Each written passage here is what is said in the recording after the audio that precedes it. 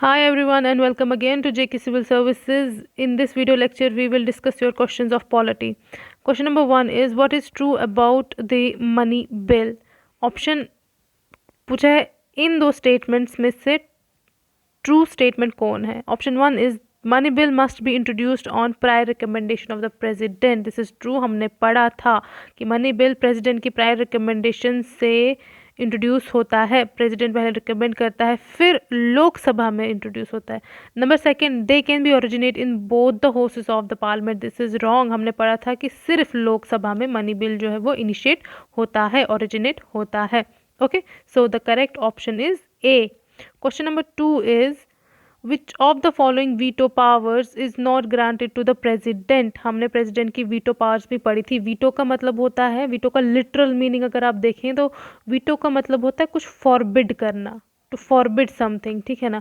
तो वीटो जब यूज़ करता है प्रेसिडेंट, कौन कौन सा वीटो यूज़ करता है हम पहले वो देखेंगे. एब्सोल्यूट वीटो यूज़ करता है, हाँ हमने पढ़ा था. किसी भी बिल को जब रिजेक्ट करता है, मतलब विदड्रॉ करता है, तो एब्सोल्यूट वीजो जब बिल जो है कोई एंड हो जाता है तो एब्सोल्यूट वीटो यूज़ करता है. फिर पॉकेट वीटो, हाँ इनडेफिनेट टाइम पीरियड के लिए जब बिल जो है प्रेसिडेंट अपने पास रख लेता है, नो कोई भी डिसीजन नहीं देता, उसे पॉकेट वीटो कहते हैं. देन क्वालिफाइड वीटो, ये तो हमने पढ़ा ही नहीं. Number 4 is suspensive veto. ये हमने पढ़ा था कि कोई भी बिल अगर प्रेसिडेंट वापस भेजे फॉर रिकन्सिडरेशन तो उसे सस्पेंसिव वीटो कहते हैं, मतलब छोटे से टाइम स्पैन के लिए सस्पेंड कर देना. ओके, तो रिकन्सिडरेशन के बाद अगर वापस आता है तो इन दैट केस असेंट देना ही देना पड़ता है. तो क्वालिफाइड वीटो हमने नहीं पढ़ा, हमें पूछा है नॉट ग्रांटेड, तो इसका correct answer is part C. Question number 3 is who fixes the salaries and allowances of the Lok Sabha speaker. तो ये हमने पढ़ा था, parliament by law fix the salaries and allowances of the Lok Sabha speaker as well as deputy speaker of Lok Sabha. Okay. Question number 4 is by which amendment bill is president's assent to constitutional amendment bill made obligatory. हमने bills की types पढ़ी थी, कौन कौन से. Ordinary bill पढ़े थे हमने, मनी बिल होता है, तीसरा फाइनेंशियल बिल होता है और चौथा कॉन्स्टिट्यूशनल अमेंडमेंट बिल होता है. देखिए मनी बिल के केस में तो प्रेसिडेंट का एसेंट मिलता है क्योंकि प्रायर रिकमेंडेशन से होता है. ऑर्डिनरी बिल में जो है प्रेसिडेंट अपना एसेंट विड्रॉ भी कर सकता है, पॉकेट वीटो यूज़ कर सकता है, एसेंट दे भी सकता है. ठीक है, कोई और वीटो जैसे सस्पेंसिव वीटो यूज़ कर लिया. लेकिन जो फाइनेंस बिल हमने पढ़े थे दो टाइप्स के हैं, एक तो मनी बिल इसके अंडर आता है, फाइनेंस बिल के अंडर आता है. नंबर सेकंड इसका एक ऑर्डिनरी बिल होता है. नंबर 4 कॉन्स्टिट्यूशनल अमेंडमेंट बिल, इस केस में ऑर्डिनरी फाइनेंस बिल जो है उसमें pocket veto, suspensive veto, absolute veto चाहे तो प्रेसिडेंट यूज़ कर सकता है, इस केस में नहीं कर सकता. तो कॉन्स्टिट्यूशनल अमेंडमेंट बिल जो है इसमें प्रेसिडेंट को अपना एसेंट देना ही देना होता है, विदहेल्ड नहीं कर सकता. ठीक है ना. तो ये कौन से वाले अमेंडमेंट में इसको ऑब्लिगेटरी बना दिया था प्रेसिडेंट पे कि आपको कॉन्स्टिट्यूशनल अमेंडमेंट पे एसेंट देना ही देना है. It was under 24th CAA, मतलब कि constitutional amendment act of 1971 is the correct answer. Question number 5 is the president can deliver an absolute veto on which of the following bills. कौन से वाले bills पर president अपना absolute veto use करता है. तो it is your private member bill. हमने पढ़ा था एक दो तरीके के बिल होते हैं, एक तो गवर्नमेंट बिल होते हैं, दूसरे प्राइवेट बिल्स होते हैं. जो एक MP जिसको ओरिजिनेट करता है, इनिशिएट करता है, तो वो प्राइवेट मेंबर है. जो कोई मंत्री मिनिस्टर अगर कोई बिल जो है वो इंट्रोड्यूस करता है, दैट इज़ गवर्नमेंट बिल. ठीक है, that's all for today. Thank you. Hello friends, आज जो आप सब ने EVS का टेस्ट दिया था, ये उसी के क्वेश्चंस हम एनालाइज करने जा रहे हैं, उन्हीं के आंसर्स हम एनालाइज करने जा रहे हैं. तो सबसे पहला क्वेश्चन था primary consumers are. Primary consumers कौन है? ग्रीन प्लांट्स, हर्बीवोर्स, कार्निवोर्स या ऑल ऑफ द अबव. तो इसका सही आंसर था option number 2, herbivores. Next question था the most important organisms for an ecosystem are. Ecosystem के लिए इन चारों में से सबसे इम्पॉर्टेंट ऑर्गेनिजम्स किन को कहा गया है? तो इसका सही ऑप्शन कौन सा था? Number 3, green plants. Next question था the total organic matter present in an ecosystem is called. Ecosystem में जो टोटल ऑर्गेनिक मैटर प्रेजेंट होता है उसे क्या कहा जाता है? तो इसका सही ऑप्शन था बायोमास। नेक्स्ट क्वेश्चन था अ पॉन्ड और लेक इज, पॉन्ड या लेक इन चारों ऑप्शंस में से क्या है? क्या वो बायोम है, क्या एक नेचुरल इकोसिस्टम है, क्या आर्टिफिशियल इकोसिस्टम है, या प्लांट्स और एनिमल्स की कम्युनिटी है सिर्फ? तो इसका सही ऑप्शन क्या था? नंबर 2, पॉन्ड और lake is a natural ecosystem. Last question था secondary consumers are, secondary consumers इनमें से कौन है? क्या वो ग्रीन प्लांट्स हैं, क्या वो हर्बीवोर्स हैं, क्या कार्निवोर्स हैं, या ऑल ऑफ द अबव? तो इसका सही ऑप्शन था option number 3, that is carnivores. तो आई होप आप सब लोगों ने सही ऑप्शंस पे टिक किया होगा। Till then thank you. Welcome dear students to JK civil services. आज के इस लेक्चर में हम करने जा रहे हैं important MCQs on calendar and clock. Already हमारा लेक्चर हमारे यूट्यूब चैनल जेके सिविल सर्विसेज पे अपलोड हुआ है, जहां पर जाकर आप ये लेक्चर देख सकते हो और उसके बाद ये एमसीक्यूज आप बहुत ही इजीली सॉल्व कर सकते हो। चलिए विदाउट वेस्टिंग टाइम हम करेंगे हमारे MCQ series. So here goes MCQ number first. अब क्वेश्चन क्या दिया हुआ है, हमें निकालना है 15 अगस्त 1947 का डे हमें निकालना है। बस फार्मूला वही है, day plus month plus year plus leap year, इसको डिवाइड बाय करना है 7। यही फार्मूला अप्लाई करेंगे इस क्वेश्चन पे और इसका आंसर निकालने की कोशिश करेंगे। तो हमारा डे आएगा 15 और इसके बाद हमारा जो अगस्त का कोड है दैट इज़ 2 और इसके बाद हम करेंगे 47। जैसे मैंने आपको बोला है ऑलरेडी कि जो ईयर जो हमारे पास सेंचुरी है 1900 टू 1999, बस इस सेंचुरी में हमें डायरेक्टली जो है वो ईयर लेना है, उसके लास्ट 2 डिजिट्स लेने हैं।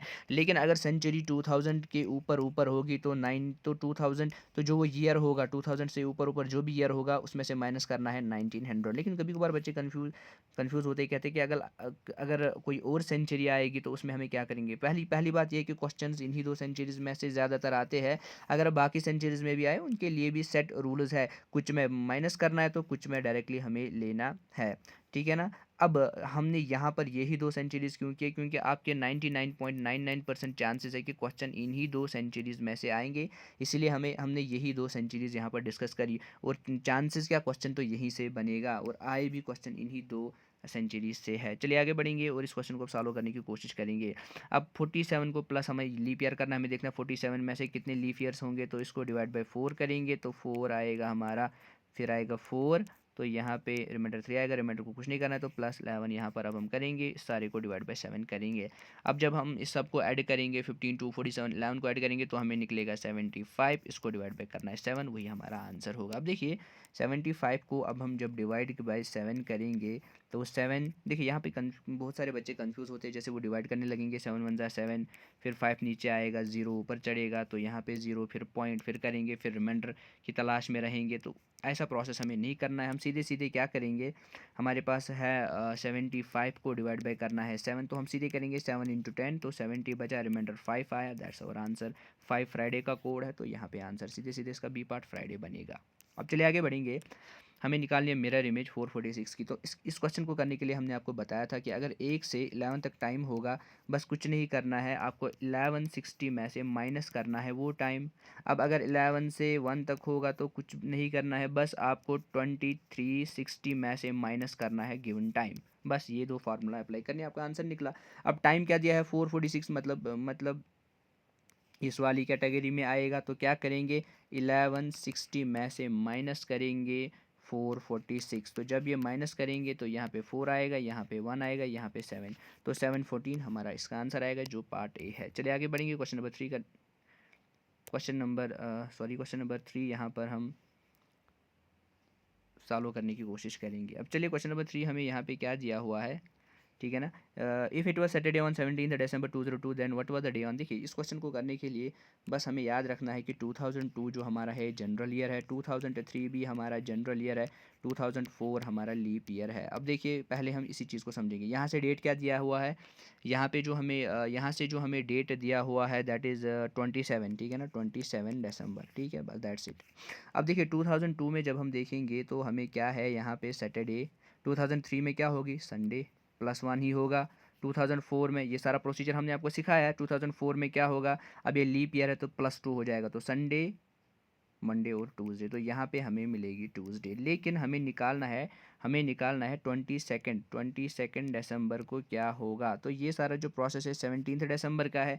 अब 27 दिसंबर का हमें कैसे निकलेगा, तो हम सीधे सीधे लिखेंगे। अगर 17 दिसंबर ट्यूसडे है तो 18 क्या होगी, 19, 20, 21 और 22, है ना, इजी। तो देखिए 17 या हमारी है ट्यूसडे, तो ट्यूसडे है तो ये होगी वेडनेसडे, ये होगी थर्सडे, ये होगी फ्राइडे, ठीक है ना, 18, 19, 20। तो सीधे सीधे जो आपका 17 है ट्यूसडे, ठीक है ना, 17 है ट्यूसडे, 18 हुई वेडनेसडे, थर्सडे, फ्राइडे, सैटरडे और संडे। तो सीधे सीधे जो हमें 22 दिसंबर इसका आंसर आया दैट इज़ संडे, तो उस दिन संडे होगी। अब देखिए यहाँ पे जब हमें आंसर इसका निकला, क्या निकला कि 17 दिसंबर 2002 हमारे पास क्या मिली, ठीक है ना, दैट इज़ ट्यूसडे। तो अब निकालना क्या था, 22 दिसंबर, मतलब 5 दिन आगे जाना था, तो ट्यूसडे को +5 करेंगे तो वो क्या मिलेगा, Tuesday, Wednesday, Thursday, Friday, Saturday, Sunday, वो भी हमारे पास संडे ही मिलेगा। दैट मीन्स इसका आंसर संडे। तो डायरेक्टली इस मेथड से भी कर सकते हैं। चलिए आगे बढ़ेंगे और हमारा लास्ट एमसीक्यू यहाँ पे करेंगे। देखिए कभी कभार एग्जाम में सीधे सीधे ऐसा एमसीक्यू आता है जिसमें कोई फार्मूला अपेरेंटली यूज़ नहीं होती है, बस लॉजिक से आपको वो क्वेश्चन सॉल्व करना पड़ता है। अब देखिए यहाँ पे क्वेश्चन ऐसा ही दिया है, बताया गया है किसी का बर्थडे था, ठीक है ना, Manushi remembers that birthday of Chitra is after July 10।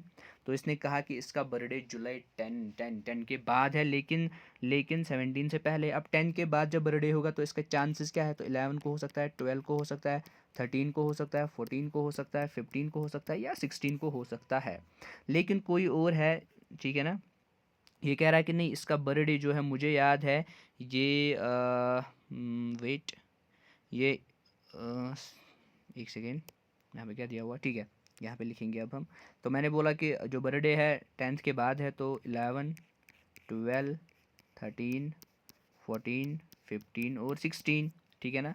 तो पॉसिबल डेट सही है, लेकिन विशाखा कह रहा है कि नहीं इसका जो बर्थडे है that is between 15 and 27, between 15 and 27, 15 और 27 के बीच, मतलब 16 चांस है, 17 चांस है, 18 चांस है, लाइक वाइज 27 तक चांस है। बस हमें करना क्या है इस क्वेश्चन में, आपको देखना है कि इन दोनों में से कॉमन टर्म कौन है। तो यहाँ पर भी 16 है, यहाँ पर भी 16 है, तो कंफर्म जो बर्थडे है दैट इज़ 16th को इसका बर्थडे है। लेकिन अब क्वेश्चन हमें क्या कह रहा है कि आपको क्वेश्चन कह रहा है कि जुलाई 10, ठीक है ना, जुलाई 10 क्या है, थर्सडे। अब जुलाई 16 को बर्थडे है, तो अब हमें देखना है जब जुलाई 10 हमें दी हुई है that is July 10 is Thursday, तो जुलाई 6 को बर्थडे, तो थर्सडे को +6 करेंगे। अब देखिए Thursday, Friday, Saturday, Sunday, Monday, Tuesday, Wednesday, मतलब बर्थडे कब होगा, वेडनेसडे को होगा। सो इसका आंसर जो आएगा that is option D, Wednesday. तो ये थे आज के हमारे कुछ इंपॉर्टेंट एमसीक्यूज जिनको हमने यहाँ पे डिस्कस किया। Thank you. Assalamu alaikum. Welcome back to JK Civil Services. In this lecture we will be discussing test solutions based on lecture 10 जो कि ऐप में आ गई थी. So question number 1, what is the smallest number that must be subtracted from 11, 14 so that their third proportion is 16. Lecture में हमने सीखा third proportion कैसे निकालते हैं. तो अब हम यहाँ कैसे करें, हम डायरेक्टली ऑप्शन से जाते हैं. तो ऑप्शन नंबर ए क्या है, 0 है, मतलब हमें कुछ नहीं 11 और 14 से सब्ट्रैक्ट करना है. तो थर्ड प्रोपोर्शन का फॉर्मेट कुछ इस तरह से होता है, 11/14 should be equal to 14 divide by third proportion, वो 16 आ रहा है यहाँ पर इस केस में. तो ये बिल्कुल ये दो बराबर नहीं है, इसका मतलब 0 आंसर नहीं है. अगर आप ऐसे सहमत नहीं हो तो इसको इसके साथ मल्टीप्लाई कीजिए, ये 176 आ जाएगा, और इसको इसके साथ मल्टीप्लाई कीजिए 196 आ जाएगा. तो देखिए ये बराबर नहीं है, इसका मतलब 0 आंसर नहीं है इसका. उसके बाद 1, मतलब हमें एक सब्ट्रैक्ट करना है दोनों नंबर से. 11 में से एक सब्ट्रैक्ट करेंगे 10 बनेगा, 14 में से एक करेंगे सब्ट्रैक्ट 13 बनेगा. तो यहाँ पर 13 और 16, तो फिर से नहीं आ रहा है. और ये आप फिर से क्रॉस मल्टीप्लाई करके भी देख सकते हैं अगर ऐसे आप सेटिस्फाइड नहीं है. वैसे ये तो आ ही नहीं रहा, आप ऐसे भी चेक कर सकते हो. देखो ऊपर क्या है, ऊपर छोटा है, ऊपर 10 है, और यहाँ पर कितना है, नहीं वैसे ऐसे तो नहीं कर सकते. आप डायरेक्टली मल्टीप्लाई कीजिए और देखिए ये 169 आ जाएगा और ये 160 आ रहा है, बिल्कुल नहीं आ रहा. तो ये नंबर भी नहीं है. उसके बाद 2 दोनों से सब्ट्रैक्ट करते हैं. तो 11 से 2 गया तो 9 बना, 10 से 14 से 2 गया तो 12, तो यहाँ पर 12/16. अब देखिए 3 3 9, 3 4 12, 4 3 ज़ा 12, 4 4 ज़ा 16, सो 3/4 के बराबर है, तो ऑप्शन नंबर 2E हमारा करेक्ट ऑप्शन था। 3 partners shared profits in the business 5:7:8. They had partnered for 14 months, 8 months, 7 months respectively. What was the ratio of their investments? देखिए हमारे प्रॉफिट्स का जो है वो दिया गया था, ठीक है, 5:7:8।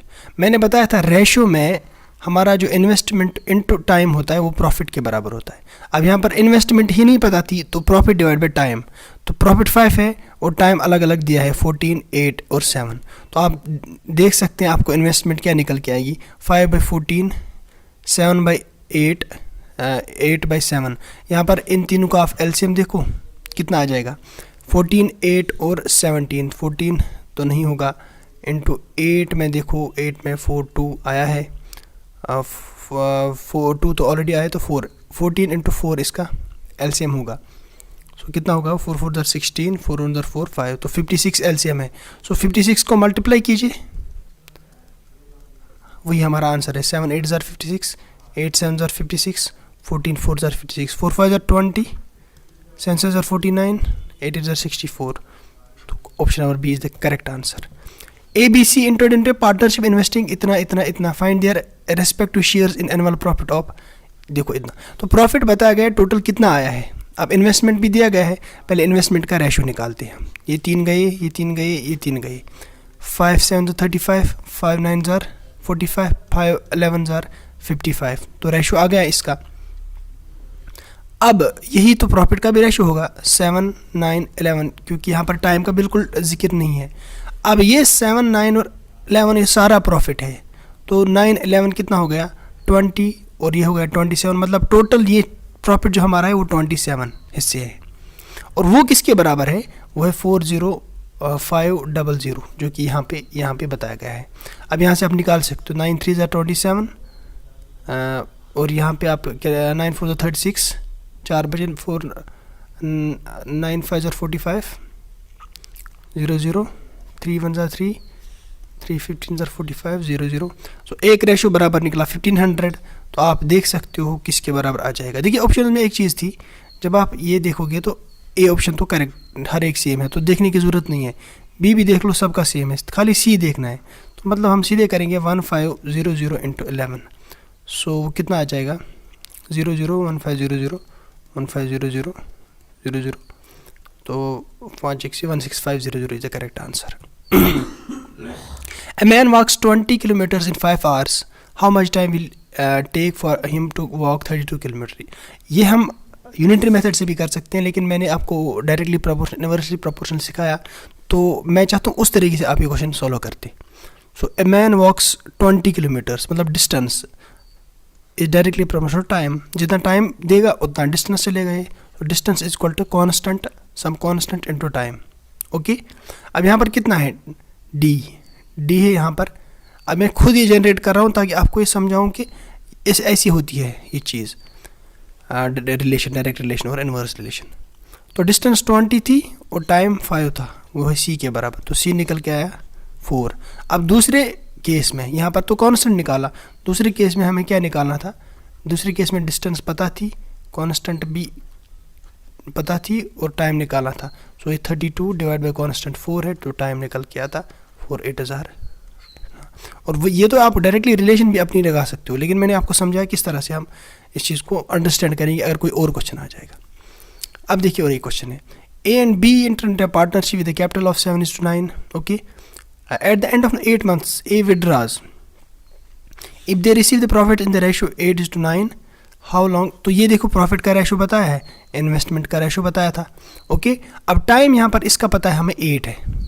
अब उस हिसाब से फॉर्मूला के हिसाब से investment time is equal to profit, तो मतलब यहाँ पर 8 की जगह कितना है आ रहा है असली में, 8 7 56, 8 7 56। बात को समझना है ज़रा, तो इसका मतलब यहाँ पर भी कुछ आया होगा इस तरह से, ताकि ये कैंसिल हुआ होगा।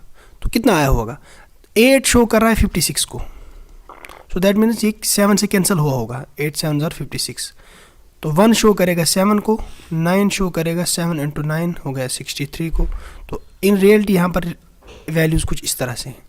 अब आप निकाल सकते हैं अपना जो फॉर्मूला थी, profit divided by investment, so 63 divide by 9 is equal time ratio में, तो ये 7 मंथ्स हमारा आंसर था। Thank you.